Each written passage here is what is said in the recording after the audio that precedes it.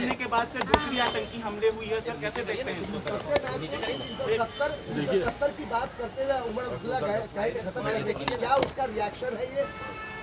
अब ये उसका रिएक्शन है नहीं है, पर जिस तरीके से ये हमला हुआ है ये चिंता की बात ज़रूर है।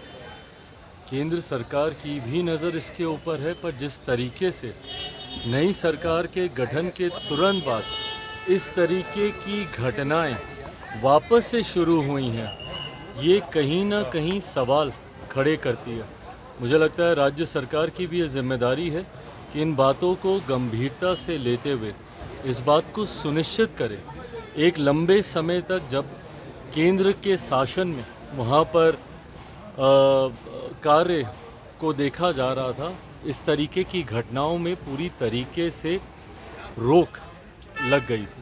और पुनः अगर ऐसे हमले हो रहे हैं, ऐसी घटनाएं घट रही हैं, तो ये चिंता की बात है और राज्य सरकार को भी गंभीरता से इसको देखने की जरूरत हरियाणा है। में सर आप रिजर्वेशन में अलाउ कर दिया गया है हरियाणा सरकार के जरिए से।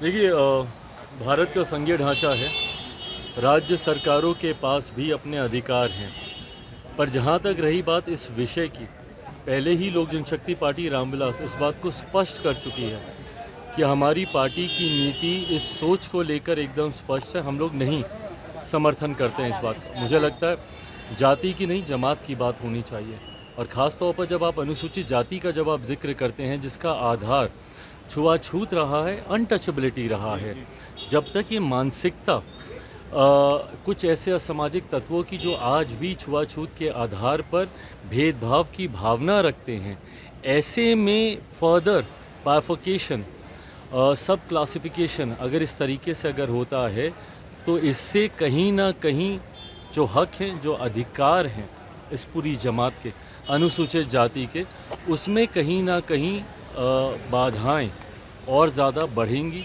परेशानियां और ज़्यादा बढ़ेंगी। तो इस वर्गीकरण की का समर्थन लोक जनशक्ति पार्टी रामविलास नहीं करती। गिरिराज सिंह यात्रा पर निकले हुए हैं और उनकी यात्रा के बाद सर जो मूर्ति तोड़ने का मामला देखने को मिला है भागलपुर में, बोला गया है वहाँ पे तनाव व्याप्त है। क्या लगता है कि ऐसी यात्राओं से बचना चाहिए? जांच का विषय है इस यात्रा के कारण हुआ है या किस कारण हुआ है, बट जो भी ऐसे असामाजिक तत्व हैं, कार्रवाई उस पर